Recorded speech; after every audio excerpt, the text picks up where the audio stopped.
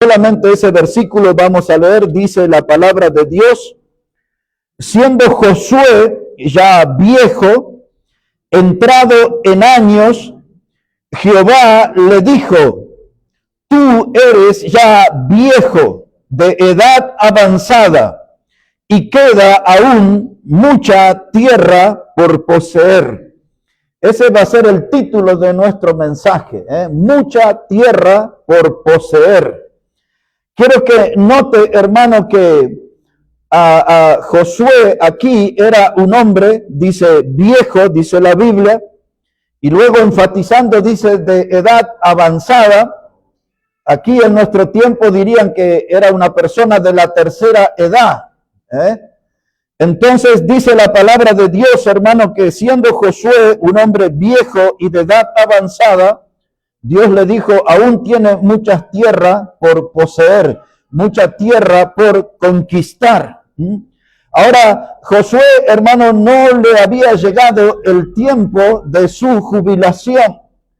Josué no le había llegado el tiempo de su retiro. Josué no estaba aquí con una mente de sentarse en una plaza y jugar dominó con otros ancianos, ni él tenía en su mente la idea de ir a una plaza para tirarle migas de pan a las palomas. Él estaba aquí con una mente de guerrero, con un corazón de guerrero, y Dios vio eso en él y le dijo: prepárate, Josué, porque aunque muchos puedan verte como una persona de edad avanzada, como un hombre viejo, todavía tienen muchas tierras por poseer, mucha tierra por conquistar. Y esa tierra que ellos tenían que conquistar era tierra de gigantes, es decir, que no eran enemigos comunes, eran enemigos grandiosos, poderosos, temerosos, que impresionaban, que causaban miedo, que causaban terror. Dice, y a pesar de los números que dicen tu documento, tienes que ir a pelear con ellos, porque hay mucha tierra por poseer. Entonces, cuando pensamos en esto, hermano, Dios un día fue al desierto de Madián y llamó a Moisés y le dijo que él tenía que ser un libertador, y le dijo que él tenía que ser un predicador en el desierto durante 40 años, y él tenía que hablarle y guiar a una nación de 3 millones de personas. Lo importante de ese llamado de Dios, cuando le llamó desde aquella zarza en fuego, es que el documento de Moisés decía que él tenía 80 años. A esa edad donde muchos están allí disfrutando de una jubilación o quizás padeciendo en un geriátrico, Moisés estaba siendo llamado a ser un libertador, un líder, un pastor de una nación en el desierto. Ese no era un trabajo de un fin de semana o por una temporada, ese trabajo le iba a llevar 40 años. Por lo tanto, Moisés vivió 120 años, 40 años en Egipto, como la hija del faraón, formando parte de ese grupo familiar. 40 años él se pasó en el desierto. Cuando se sumaron los 80 años, Dios lo fue a buscar y le dijo: tienes tierra para conquistar, tienes el pueblo para llevarlo a la tierra que fluye leche y miel. Y había otro de esos muchachos de esa generación, que tenemos aquí un hermano con ese nombre, se llamaba Caleb. Miren lo que era ese muchacho. Ahora le voy a mudar al libro de Números. Antes de Josué, ahí tiene Deuteronomio, y antes de Deuteronomio tiene el libro de Números. Mire cómo era ese muchacho llamado Caleb. Números, el capítulo 14, versículo 10. Números, el capítulo 14 y el versículo 10. Dice la palabra de Dios, hermanos: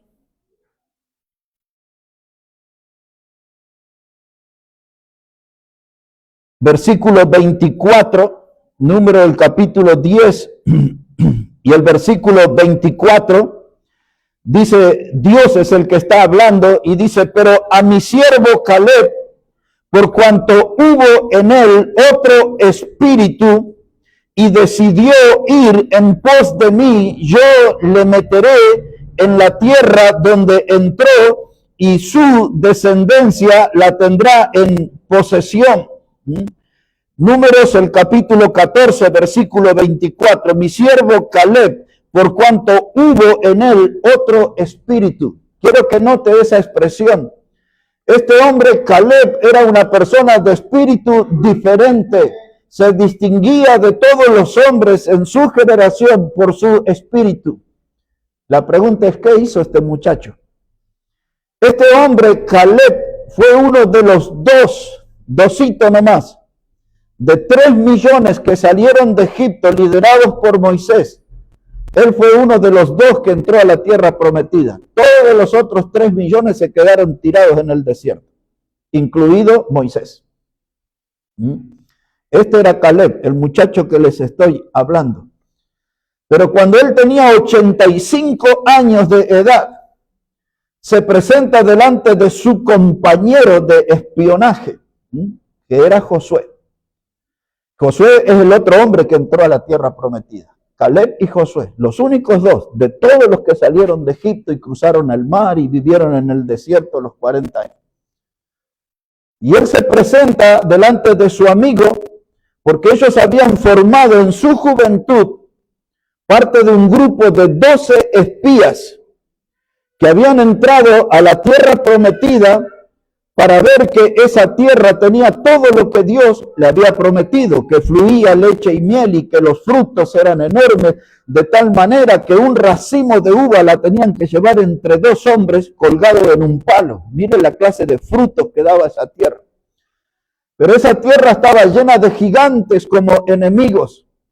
Y entonces de esos 12 espías vinieron delante del pueblo trayendo un informe.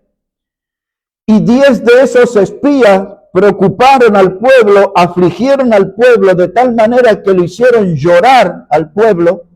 Y le dijeron, sí, la tierra fluye leche y miel, es todo como Dios dijo, pero hay unos gigantes enormes.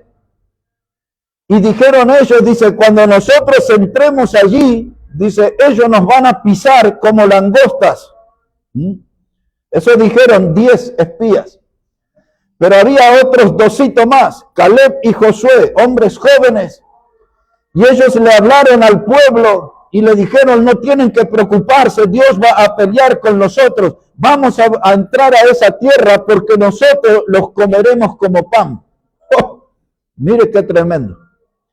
Y entonces nosotros nos preguntamos frente a ese hecho, ¿cuál de los 2 decía la verdad? ¿Los 10 o los 2? ¿Quién estaba diciéndole la verdad al pueblo? Y la respuesta es que los 2 grupos estaban diciendo la verdad. Porque había gigantes enormes, había enemigos poderosos en ese lugar. Y de verdad que si uno entraba, esos enemigos estaban en condiciones de pisarlos como langosta. Pero esa mirada de esos 10 hombres era con ojos humanos. Y cuando yo miro las cosas desde una óptica humana, todo se me hace imposible, todo se me hace negativo. Pero Josué y Caleb miraron la situación con ojos de fe. Ellos dijeron, no somos nosotros que vamos a pelear, Dios va a pelear con nosotros, vayamos a conquistar esa tierra, Dios nos va a ayudar y nosotros los vamos a comer como pan. De esa historia pasaron muchos años. Y ahora Caleb era un muchacho de 85 años. Moisés había muerto y ahora el líder era Josué. Y Caleb viene delante de su viejo amigo en un reencuentro precioso. Y como que Josué le dice, ¿qué estás haciendo aquí? El viejito quizás le dijo. Y entonces Caleb lo mira a los ojos y le dice, ¿te acuerdas cuando vinimos nosotros aquí? Aquellos días de jóvenes que vinimos y Dios nos prometió que nos iba a dar esta tierra y a nuestra herencia. Y le dice Caleb a Josué, el chico de 85 años, le dice, dame ahora ese monte. Y en esa expresión, hermano, en ese monte era donde estaban los gigantes. Y entonces lo que le estaba diciendo con esa expresión, dame ese monte, dame la oportunidad de ir a pelear con ellos, quiero entrar en la batalla, no estoy en edad de jubilarme, no estoy con ánimo de tirarle migas de pan a las palomas, quiero ir a pelear con esos gigantes. Josué dice, dame ese monte. Y quizás Josué le dijo, pero revisa tu documento, amigo, tenés 85 años. No dice eso la Biblia, yo pienso, por la respuesta que le da Caleb, porque para que no le quede duda, Josué le dijo, yo tengo la misma fuerza y el mismo vigor que aquel día cuando entramos ahí. ¡Wow! 85 años. Y a algunos de ustedes ya les duele el esqueleto y los huesos y las varices y todo. Mire, y esos muchachos de 80 y 85 años andaban en las batallas, hermano, porque eran gente que tenía mucha tierra por conquistar. Y usted no quiere estudiar porque se siente viejo, no quiere hacer un emprendimiento de trabajo porque se siente viejo, no quiere servir al Señor porque se siente viejo. Esa gente, hermano, ahí estaba, 80 arriba, y querían batalla, y querían servir al Señor. Y ahora Josué estaba escuchando la voz del Señor y le dijo, tienes mucha tierra por conquistar. En otras palabras, Dios le estaba diciendo, olvídate de los trámites de jubilación. Olvídate de un programa de retiro. Elimina todas las posibilidades de vacaciones. Todavía tienes mucha tierra por conquistar. Hay mucho por sudar, hay mucho por trabajar. Y toda esa historia que viene en esta mañana, que nosotros somos una iglesia joven, recién vamos para los 9 años, Recién, hermanos, tenemos que estar llenos de vida, llenos de entusiasmo, tenemos que estar llenos de metas, llenos de objetivos, y tenemos que proponernos en servir al Señor, tenemos que proponernos en arremangarnos y trabajar, arremangarnos y sudar, porque nuestro Salvador merece que trabajemos por Él, porque para nosotros también, hermanos, es el desafío. Hay mucha tierra por conquistar, hay mucha tierra por conquistar. Este no es un tiempo de vacaciones, para quedarme sentado en el banco, calentándote el banco. Y cuando yo leo este texto de Josué, parece que Dios me está hablando a mí y me dice, iglesia, levántate y conquista. Levántate y conquista. Hermanos, los que estamos desde el principio, lo que hemos hecho en estos casi 9 años, no es todo. No es todo, hay mucho más por hacer.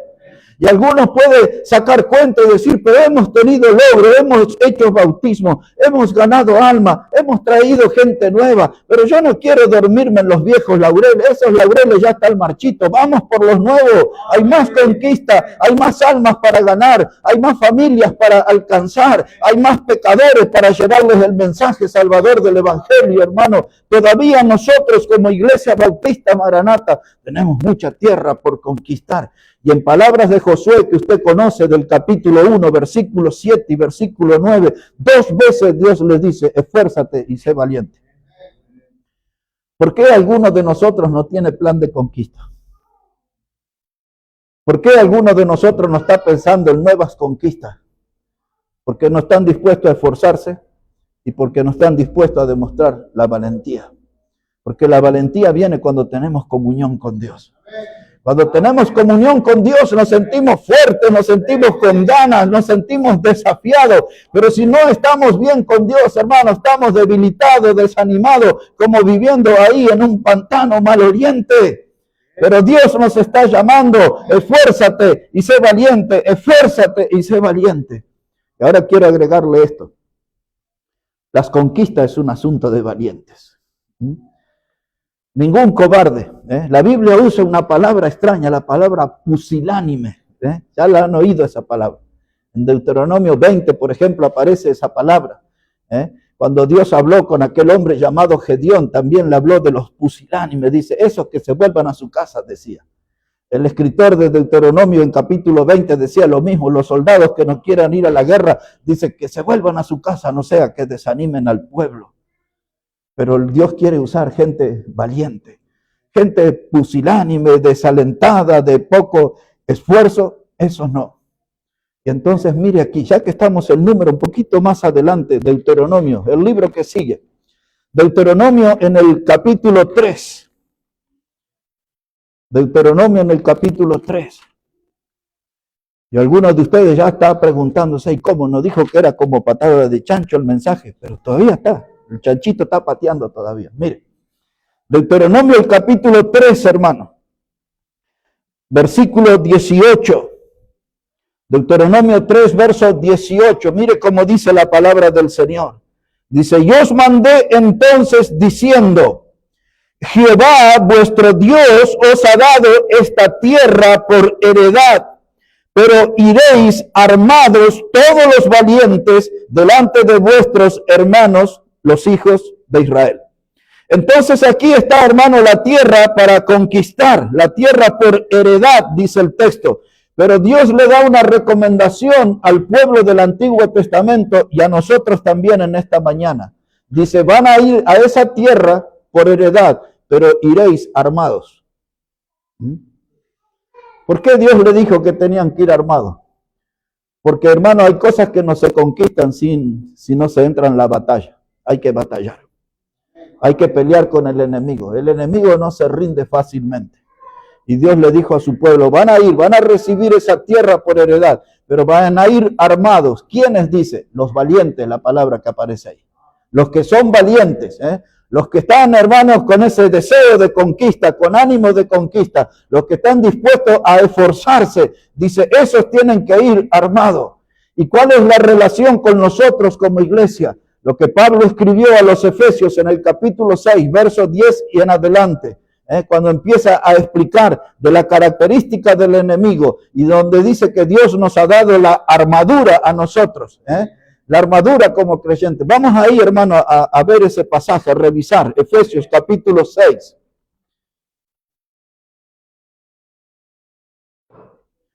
Mire cómo dice la palabra, Efesios capítulo 6, versículo 10.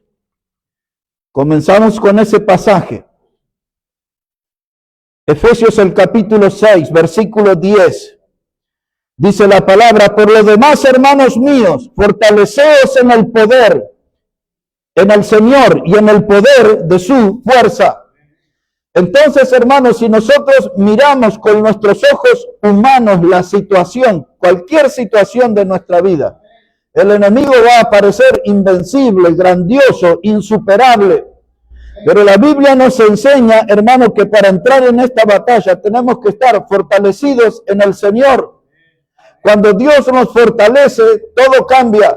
Cuando Dios nos fortalece, no vemos al enemigo tan grandioso ni vemos al enemigo tan poderoso. Cuando Dios es el que nos da la fuerza, hermano, se nos abre la puerta de lo posible.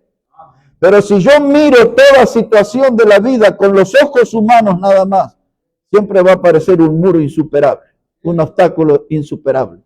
Y entonces la palabra nos enseña en esta mañana, hay que fortalecerse en el Señor. A veces bajo el techo que vivimos hay cada problema, hermano, cada batalla. Y eso que el espacio es pequeño, pero suceden cada cosa. Y dice, ¿y ahora qué hago? ¿Para dónde disparo? ¿Cómo soluciono? ¿Quién me ayuda? En el Señor. Hay que fortalecerse en el Señor. El problema es en el matrimonio. Dios fue el que inventó el matrimonio. Él tiene todas las soluciones para los problemas del matrimonio. El problema es con los hijos. Dios, hermano, fue el creador de la familia. Él sabe cómo poner cada cosa en su lugar. El hijo tiene que honrar al padre y a la madre si quiere tener larga vida. Punto y aparte. El Padre Dios le dice, no exasperéis a vuestros hijos. Al Padre Dios le dice, amad a tu esposa como Cristo amó a la iglesia. Hay palabras para la esposa también. Y le dice, respeta a tu marido. ¿Están todos de acuerdo conmigo? Amén. Pero si yo le digo, ¿y dónde dice la Biblia eso? Efesios tiene 6 capítulos. ¿Vamos por parte? Mire, aquí en Efesios capítulo 6, verso 1, después de volver a la armadura, Esta es una chapita lo que le voy a dar ahora. Pero aquí en Efesios capítulo 6, verso 1, dice, hijo, obedeced en el Señor a vuestros padres, porque esto es justo. Honra a tu padre y a tu madre, porque es el primer mandamiento con promesa, para que te vaya bien y seas de larga vida sobre la tierra. Eso es lo que dije hace un ratito, para los hijos. Ahora se lo estoy mostrando con la Biblia, no era una creación mía eso. ¿Le hablé de quién más? ¿De los esposos? Mire como dice aquí, capítulo 5 de Efesios, versículo 25. Dice, marido, amad a vuestras mujeres, así como Cristo amó a la iglesia y se entregó a sí mismo por ella. ¿Qué tiene que hacer el marido? Ahí está el mensaje. Tiene que amar a la esposa, entregarse por la esposa, del mismo modo que Cristo amó a la iglesia y se entregó por ella. Les dije un mensaje para la esposa también, que tenía que hacer la esposa. Les dije, tiene que respetar a su marido. ¿Dónde dice eso? Aquí en Efesios capítulo 5, verso 33. Miren, no era una genialidad mía, eran textos de la palabra de Dios lo que le estaba dando. Efesios 5:33, por lo demás cada uno de vosotros ame también a su mujer como a sí mismo. Y la mujer, ¿qué tiene que hacer? Dice, respeta a su marido. Entonces, si el esposo ama a la esposa, si la esposa respeta a su marido, si ellos aman a sus hijos, y sus hijos, hermanos, honran al padre y a la madre, está todo bien. ¿Por qué hay desastre en nuestra familia? Porque hay algo aquí que no está. Ahí le cité algo de que los padres no deben exasperar a los hijos, ¿no? A ese lo llevo a Colosenses. Después de Efesios viene Filipenses y después de Filipenses viene Colosenses. Mire cómo dice ahí la palabra de Dios.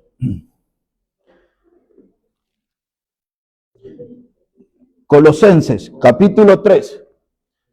Efesios, después viene Filipenses, después Colosenses, capítulo 3. Ahí está donde Dios dice a los padres, no exasperéis a vuestros hijos, pero le voy a dar la chapita que rodea porque hay para todos, para la mujer, para el hombre, para todo. Empezamos con el verso 18. Y este ya no era del mensaje, así que no sé si va a ser como patada de chancho. Bueno, mire, verso 18 dice, casadas, está sujeta a vuestros maridos. No me gusta, dice. Bueno, pero así dice porque conviene en el Señor. Yo sé que no le gusta, pero dice, conviene en el Señor. Verso 19, marido, amad a vuestras mujeres y no seáis ásperos con ellas. No sea como una lija, no raspe a su esposa que esa la lastima, no sea áspero, sea cariñoso, sea generoso.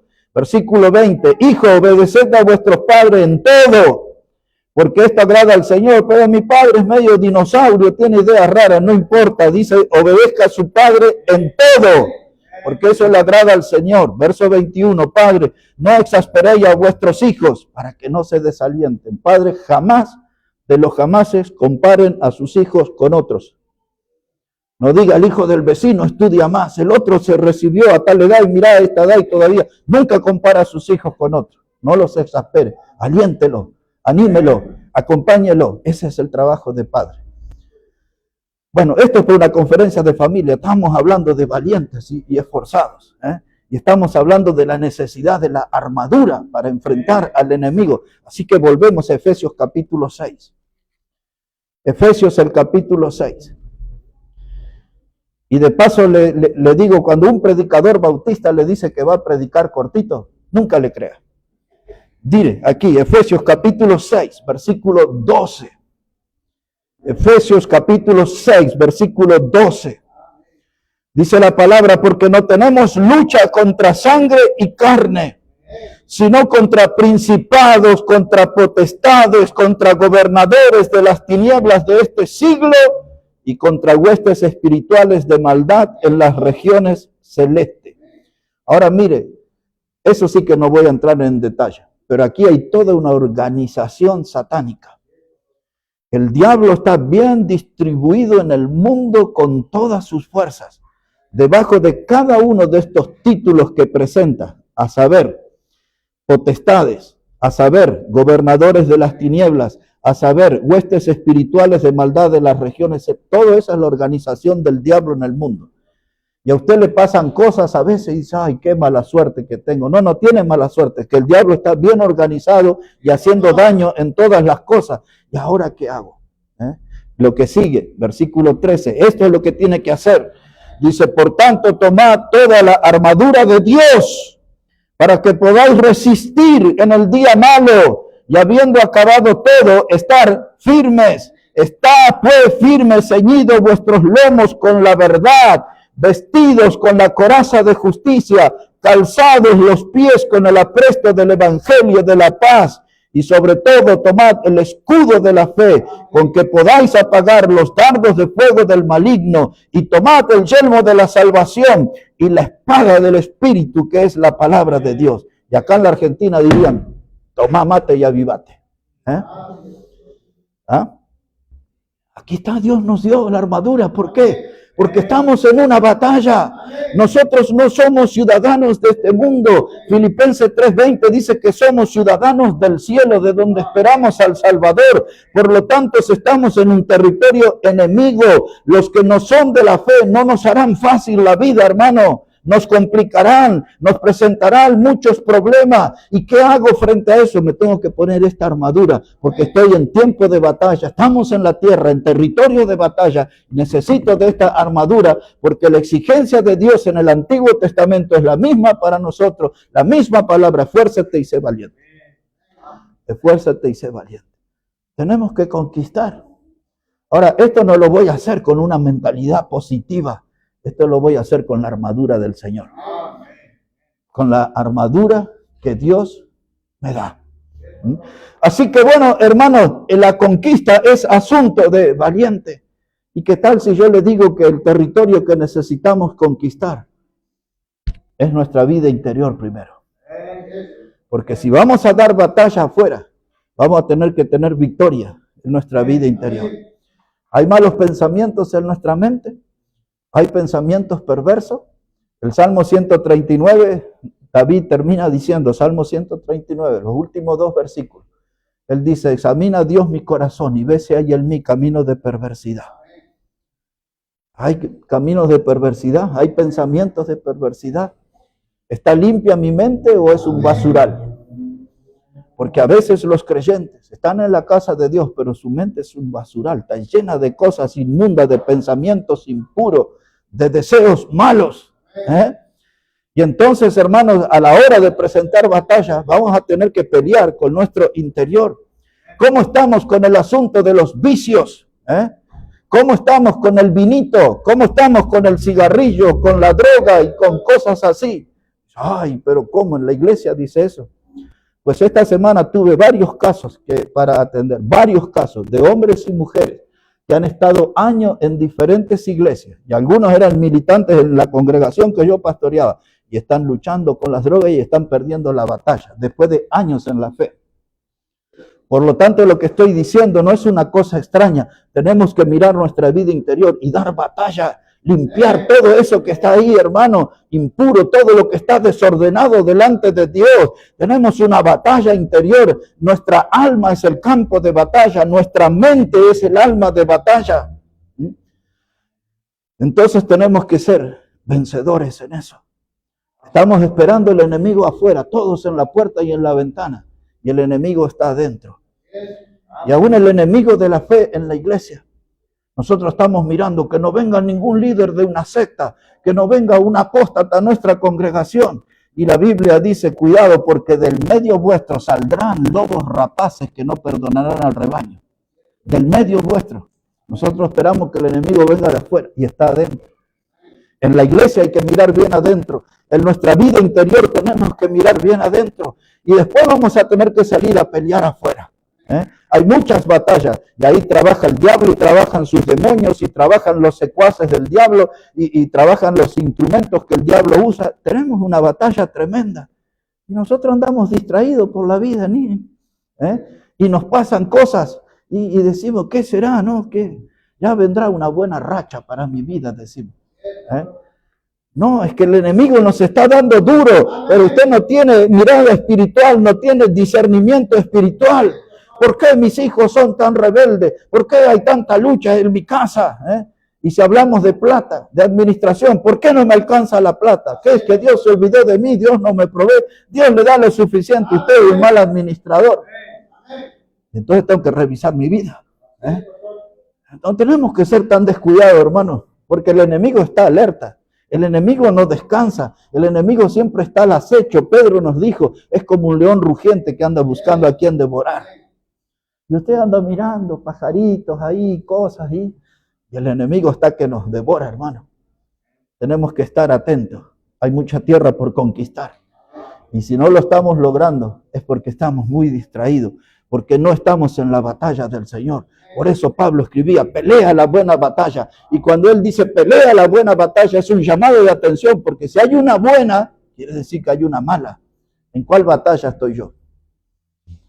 Tengo que pelear la batalla de la fe. La Biblia habla acerca de eso, las batallas de la fe. No tengo que meterme en batallas equivocadas. Ahí voy a perder tiempo, ahí voy a perder energía. En las batallas equivocadas voy a salir lastimado, malherido. Yo tengo que estar en las batallas del Señor. El Antiguo Testamento usa muchas veces esa expresión, las batallas del Señor, las batallas de Jehová. Nosotros en el Nuevo Testamento leemos, pelea las buenas batallas de la fe. Ahí tenemos que estar, hermano. ¿Y usted quiere vacaciones? Y usted quiere playa, y quiere plaza y aire puro. Y Dios dice, tranquilo, hay mucha tierra por conquistar todavía. Tenemos mucho por hacer. Y nosotros como iglesia tenemos mucho para hacer. Observe un momento Evangelio de Juan, capítulo 4. Ese pasaje y otro más, y ahí sí vamos a terminar. Evangelio de Juan, el capítulo 4. Ese capítulo es el que el Señor se encuentra con aquella mujer samaritana junto al pozo de Jacob y mantiene con ella una conversación que sorprendió a los apóstoles cuando vinieron. Le llamó la atención que el Señor Jesús hablaba con una mujer y estaban medio inquietos los apóstoles con esa situación. Pero el Señor le estaba hablando a esa mujer de la necesidad de proveerle un agua de vida que salte en ella para vida eterna. El Señor estaba preocupada en la alma de esa mujer que era inmoral. Ella quería debatir con el Señor acerca de religión, donde adoraron los padres y eso. Y el Señor estaba preocupado por la situación de su alma. Y por eso le dice en el verso 14, le dice Jesús, mas el que bebiere del agua que yo le daré, no tendrá sed jamás, sino que el agua que yo le daré será en él una fuente de agua que salte para vida eterna. Ella quería discutir de religión, si había que adorar en Samaria o en Jerusalén. Y el Señor le dice, momentito, vamos a empezar por tu alma. Tienes que beber del agua de vida, del agua que yo te daré, y esa agua saltará en tu interior como una fuente de vida eterna. Vamos a resolver ese asunto, dice Jesús. Y entonces esa mujer le habla al Señor Jesús y le dijo, dame esa agua. Y entonces Jesús le dijo, ¿quieres esa agua? Ve y habla con tu marido. Y la mujer le dijo, no tengo marido. Y Jesús le dijo, bien has dicho, porque 5 maridos has tenido y el que tienes no es tu marido. Y esa mujer se habrá quedado pálida delante de esas palabras del Señor. Y entonces, hermanos, la mujer le dijo, dice, me parece que tú eres profeta. Y ellos estaban esperando el profeta, el Mesías. Y ella empezó a reconocer frente a quién estaba, ¿no? Y entonces empezó a mirarlo de una manera distinta. Esa mujer fue salva ese día. Y esa mujer tuvo un impacto tan grande en esas palabras y ella se agarró a la vida eterna prometida por el Señor. Y ahora tenía su salvación eterna. Y dijo ella, ¿qué voy a hacer ahora? Y dice la Biblia que dejó el cántaro, porque iba ahí al pozo con un cántaro todos los días, y se ve que ese era su oficio, cargaba ese cántaro de agua, lo ponía en su hombro, vendía el agua en el pueblo, volvía otra vez al pozo, un trabajo muy pesado. Y dice que cuando ella le dijo, dame a beber esa agua, le dijo ella a Jesús. Y dice, y dejando el cántaro, se fue a su pueblo, sin el cántaro. ¿Sabe lo que significa eso? Que ella creyó en Jesús como su Salvador y comenzó una nueva vida. Dice, ya no más el cántaro, esta es parte de mi vieja vida. Y ahora fue y le habló a todo su pueblo, a toda su gente, lo que nosotros tenemos que hacer. Le dijo, me parece que he encontrado al profeta porque me dijo todo cuanto yo he hecho. Y ahora mire cómo reaccionó la gente aquí en el Evangelio de Juan, capítulo 4. Dice la palabra de Dios aquí, Evangelio de Juan, el capítulo 4, versículo 40. Versículo 39, disculpe. Juan 4, verso 39. Dice, y muchos de los samaritanos de aquella ciudad creyeron en él por la palabra de la mujer que daba testimonio diciendo, me dijo todo lo que he hecho. Y entonces vinieron los samaritanos a él y le rogaron que se quedase con ellos y se quedó allí 2 días y creyeron muchos más por la palabra de él, y le decían a la mujer, ya no creemos solamente por tu dicho, porque nosotros mismos hemos oído y sabemos que verdaderamente este es el Salvador del mundo, el Cristo. Eso pasó del lado de los samaritanos. Pero yo les traje a este capítulo para que veamos cuál es nuestro lado. Ya vimos, la mujer dejó el cántaro, tomó el agua de la vida, fue y se lo contó a su gente, a su pueblo, y ahora ellos vinieron, escucharon al Señor, no solo creyeron por la palabra de la mujer, sino que ahora estaban seguros al escuchar la palabra del Señor. ¿Y cuál es la mirada de nosotros, los hijos de Dios? Está en el versículo 35. Ese texto es para nuestra congregación aquí, Juan 4, verso 35. Dice la palabra de Dios, ¿no decís vosotros, aún faltan 4 meses para que llegue la siega? He aquí os digo, alzad vuestros ojos y mirad los campos, porque ya están blancos para la siega. ¿Quién dijo esas palabras? Jesús. ¿A quién se las dijo? A sus discípulos. ¿Qué fue lo que le dijo? Alzad vuestros ojos. Miren, miren. Porque hay muchos cristianos, y aún de nuestra iglesia aquí, Maranata, que viven un cristianismo de cara al piso. Miran todo acá así. Entonces nunca encuentran un perdido, nunca traen un invitado, nunca acercan una persona a la iglesia porque viven mirando al piso.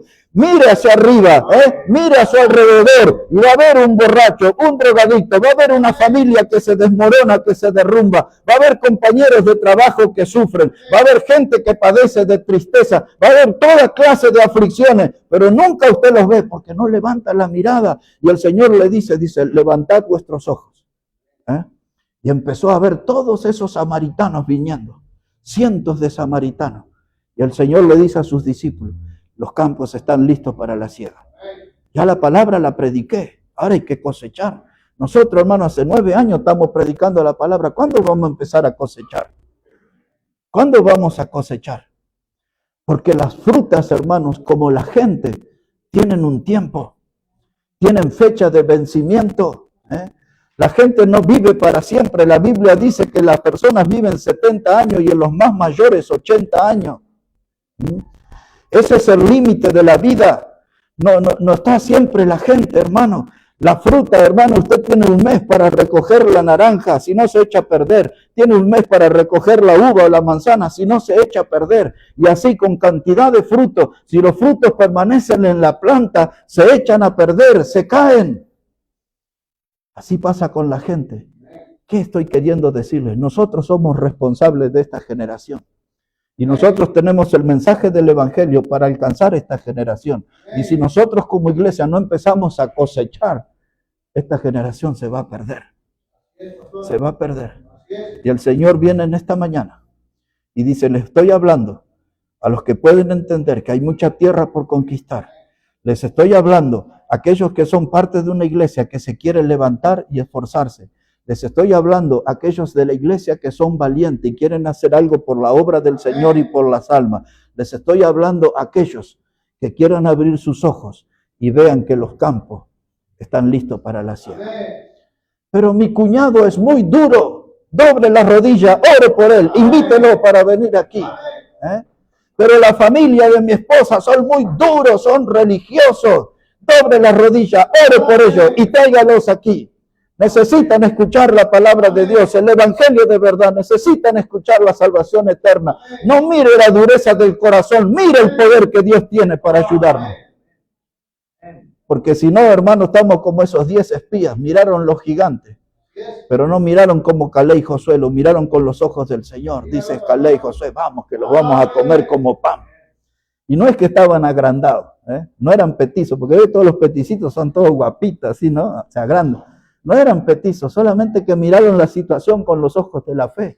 Dios nos va a ayudar, Dios va a mostrar su poder. Vamos, que los vamos a comer como pan. A veces, hermanos, cuando vamos al oculista y nos pone ahí un vidrio y otro vidrio, y dice, ¿cómo ve aquí? Está la letra aquí, esa me quedó chiquita, y con este, ¿cómo ve ahí? Y a veces nosotros también tenemos que calibrar y mirar bien la situación. Y hay un mundo perdido, entérese, hermano.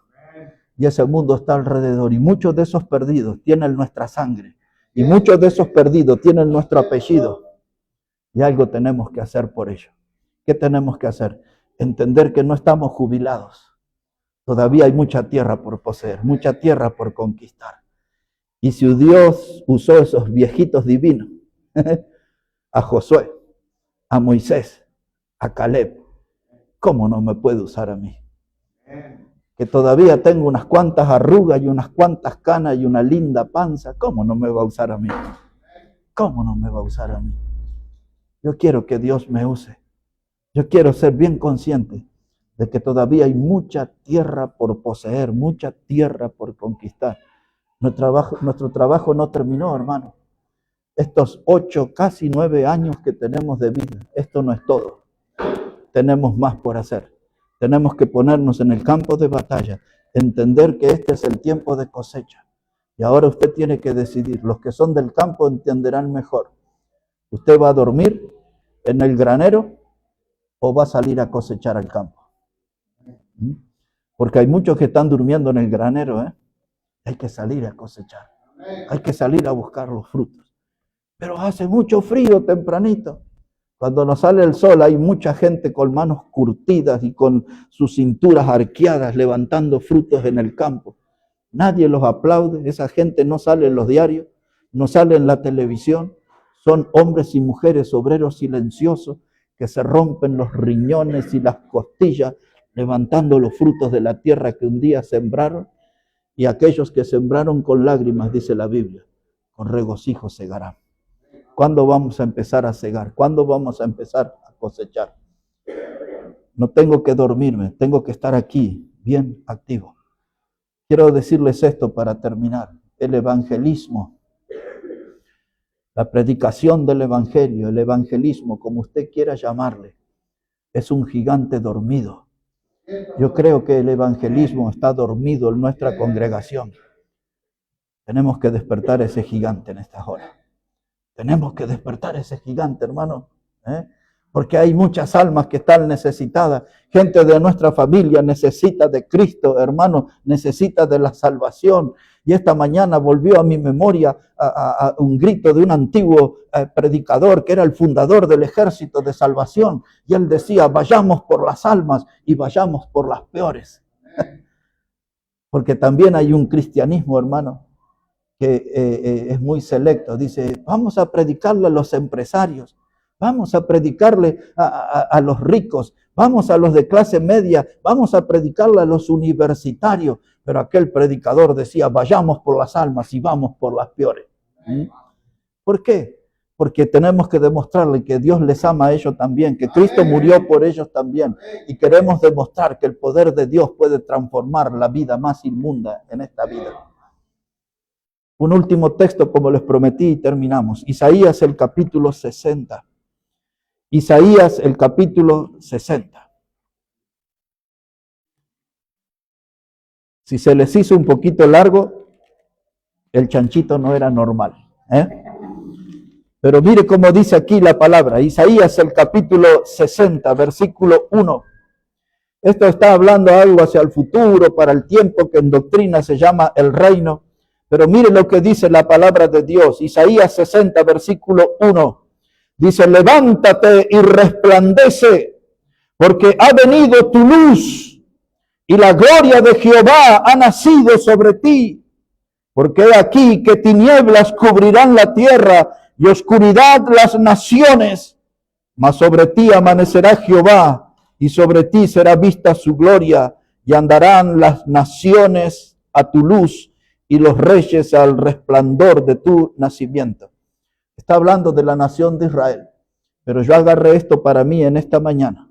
Y esta voz tocó mi corazón. Dice Dios, levántate y resplandece. Vengo predicando todas las clases del seminario sobre fuego. Tenemos que resplandecer. En una de las clases, no sé si fue la del último jueves, que dije que a veces nuestra vida se parece a un carbón apagado. Somos oscuros y fríos, incapaces de producir luz. No quiero que mi vida sea así, como ese carbón apagado. Yo quiero levantarme y resplandecer. Y dice el versículo 2, dice, ¿por qué aquí que tinieblas cubrirán la tierra? Mire alrededor, hermano. Vicios por todos lados. Gente abandonada debajo de los puentes. Gente durmiendo en las calles. Gente alcoholizada, en los semáforos como zombies. Niños descalcitos, desprotegidos, buscando una moneda en los semáforos. Familias entregadas al alcohol. Familias que no comen porque están ahí tratando de darle rienda suelta a sus vicios. Este mundo, hermano, está lleno de problemas. y nosotros no estamos haciendo nada. Y Dios dice, levántate y resplandece. Y Dios dice aquí, porque tinieblas están cubriendo este mundo. Ya tenemos que darnos cuenta. Este mundo está moribundo. Este mundo está dando sus últimos bostezos. Este mundo se está acercando a su fin. Y antes, dice Pedro, dice, sabed que el fin de todas las cosas se acerca. Y antes que eso suceda, tenemos que alcanzarlo con el mensaje del Evangelio. Para eso nació la Iglesia Bautista Maranata, para predicar el Evangelio, para anunciar el Evangelio, para anunciar las buenas nuevas de Cristo. En otras palabras, exactamente el mensaje que este mundo necesita. El fin de semana que viene es nuestro gran desafío. ¿Cuántos de nuestra familia vamos a ver aquí? ¿Cuántos de nuestros amigos vamos a ver aquí? ¿Cuántos de esa gente que vemos allí atada y en algunos casos quizás como esclavizada a una máquina, los vamos a ver aquí? Invítelo a escuchar la palabra de Dios. Invítele aquí a comer un plato de comida junto con nosotros. Invítelo aquí para que reciban una Biblia, un folleto. Invítelo para que conozcan a Jesucristo como el Salvador. Este es el desafío. Aún hay mucha tierra para conquistar. Que ninguno piense en su jubilación en esta semana. Vamos a pensar en esas almas que necesitan a Cristo Jesús. Oremos a Él. Padre, gracias te damos en esta hora por tu palabra. Y gracias por cada alma aquí en este lugar. Y pedimos por cada una de las familias que estamos representando aquí. Estamos necesitando de tu ayuda como médico divino, porque tenemos familiares y tenemos hermanos que están en dura batalla con la salud y que tú puedas extender tu mano de sanidad. Necesitamos, Padre, despertar en nuestra vida espiritual y ver la necesidad real, el peligro real en que están aquellos que nos rodean y aún no conocen a Cristo. Obra, Padre, en nuestras vidas, enciende otra vez esa llama santa, que ese fuego celestial pueda estar en nosotros y nos movilice, nos haga entrar en acción para ir detrás de aquellos que aún no conocen a Cristo. El mundo se está perdiendo y nosotros tenemos el mensaje que salva, el remedio que ellos necesitan, es el mensaje del Evangelio. Cambia nuestra vida, ayúdanos a tener victoria en nuestra vida interior y que salgamos a pelear la buena batalla, siendo conscientes, Padre, que todavía hay mucha tierra por conquistar. Bendice tu palabra y cada una de nuestras vidas. Todo lo pedimos en el precioso nombre del Señor Jesucristo.